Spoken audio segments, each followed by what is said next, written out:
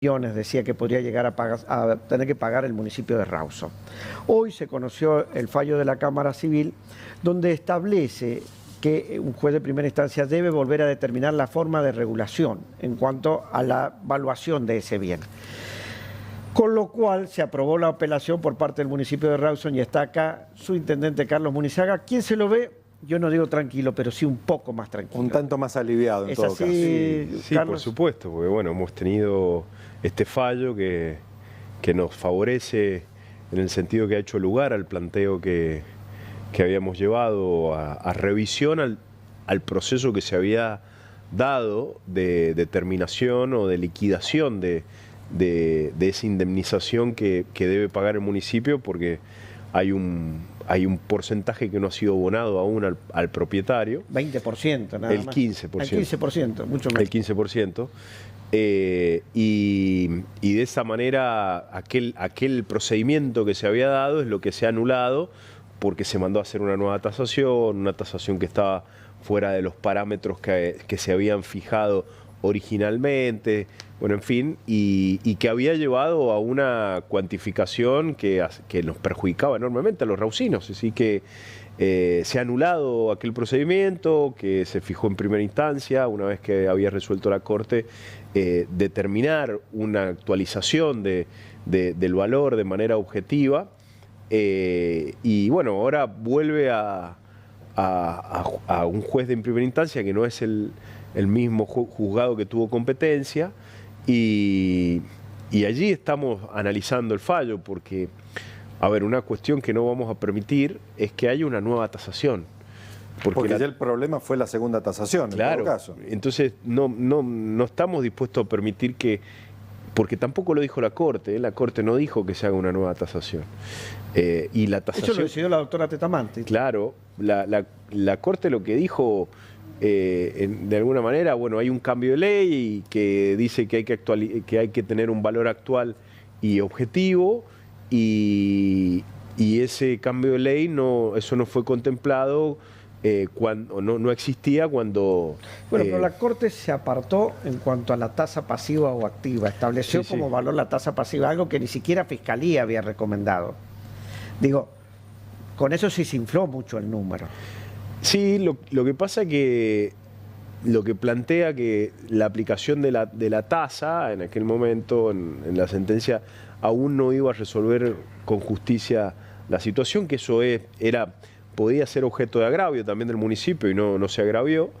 Y bueno, eso desató todo este procedimiento que hubo y que nosotros hemos cuestionado, que ahora hay que encauzar. Por lo tanto, no estamos dispuestos a una nueva tasación, porque ya ha habido una tasación. ¿Van a hacer ese planteo, Carlos? Y estamos analizándolo, ¿no? Yo creo que puede ser una oportunidad para que llegue de nuevo a la Corte y que la Corte zanje definitivamente el procedimiento a aplicar para darle utilidad, interpretación y aplicación a ese artículo que se había ingresado una vez que el proceso ya estaba en marcha. Munizaga, ustedes no quieren no pagar ese 15%. No, pero lo que quieren pagar es el valor real de la cosa.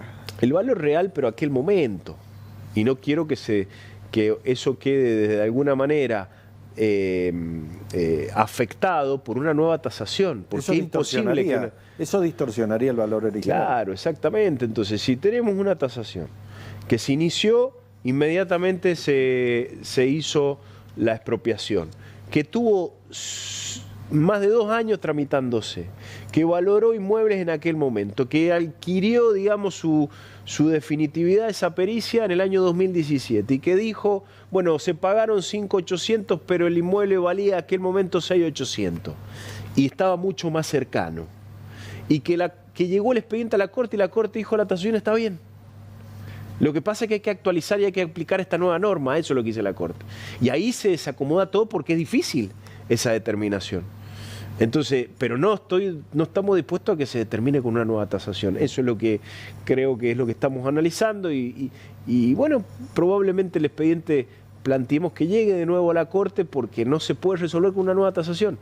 Y de alguna manera lo deja entrever el fallo que ha sacado la Cámara, que a nosotros estamos, digamos, satisfechos porque ha anulado todo el proceso, pero que no haya dudas. Que no haya dudas y que no nos genere ningún agravio nuevo, una tasación nueva. Bueno, un tanto más aliviado, decíamos entonces. Sí, sí, por supuesto. Y bueno, y un poco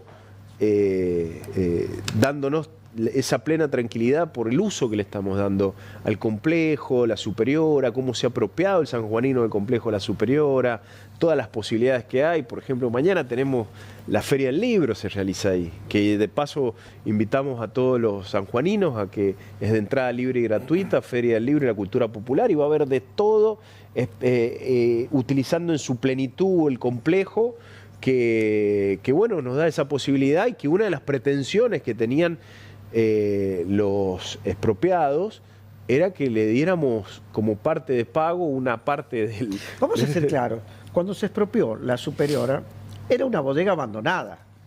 No estábamos hablando de que era una bodega que estaba en actividad. Era una bodega abandonada en su momento, que se había comprado muy poco tiempo antes en un remate, tengo entendido, en 95.000 pesos. Sí, a ver, no, el tiempo antes era bastante tiempo antes. El expropiado la compró en el año 99 y la expropiación fue en el 2012. Pero por eso, pero en 99, sí, 95.000 pesos eran 95.000 dólares. Sí. Hablando en dólares. Ese era el valor. Sí, no sé cuánto se pagó, el número 95 no lo tengo claro, pero se compró en el 99 y se expropió en el 2012. En esos más de 10 años, 13 años, no se tocó. No se hizo nada, estaba ¿y a cuánto llegó lo que tenía que pagar en ruinas. 6 millones y algo. Era 6 millones. ¿Y después la segunda tasación a cuánto llegó? 1.400 millones. O sea, no había... Como que no cierra mucho que Claro, digamos. eso. Y una nueva tasación puede hacernos caer en la misma situación porque es difícil. Claro, es entonces, lo que nosotros por ahí estamos analizando es que resolver la cuestión con una nueva tasación puede agraviarnos, por lo tanto, por ahí llegamos a la Corte antes. Bueno, insisto, cara de más aliviado el intendente de Rawson. Carlos, como siempre, muy amable. Muchas gracias. Muchísimas gracias a usted. ¿Y sabes qué es lo que hay que resaltar antes de irnos? ¿Vos lo llamás y ya está? No, hoy pusieron una defensa legal. Dicen que García, el exintendente, dejó vencer todos los plazos de apelación. ¿Es cierto eso? No actuó nunca. Desde el fallo de la Corte... Eso también es muy gravoso. Desde el fallo de la Corte, que es de marzo del 2023, lo dejó firme y de ahí no intervino nunca más. Ningún fiscal va a investigar si no hubo cierta connivencia, tal vez, entre las autoridades anteriores, Tribunal de Apelaciones donde estaba Blanco, también un diputado justicialista de su debido momento. Si alguien investiga de oficio, ¿por qué no hacen que se investigue? Pero ¿qué hicimos nosotros? Mandamos todas las actuaciones y toda la situación para que lo analice el Consejo Deliberante a partir de las responsabilidades políticas que hay, y bueno, y por supuesto responsabilidades penales. ¿Qué se determinó? ¿Qué es razonable la determinación allí?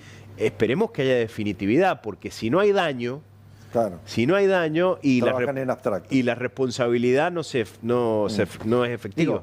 Pero a mí me da, al menos a pensar que puede haber existido... Por ahí las defraudaciones o las estafas no tienen un grado de tentativa. Tiene que haber daño. Bien. Sí.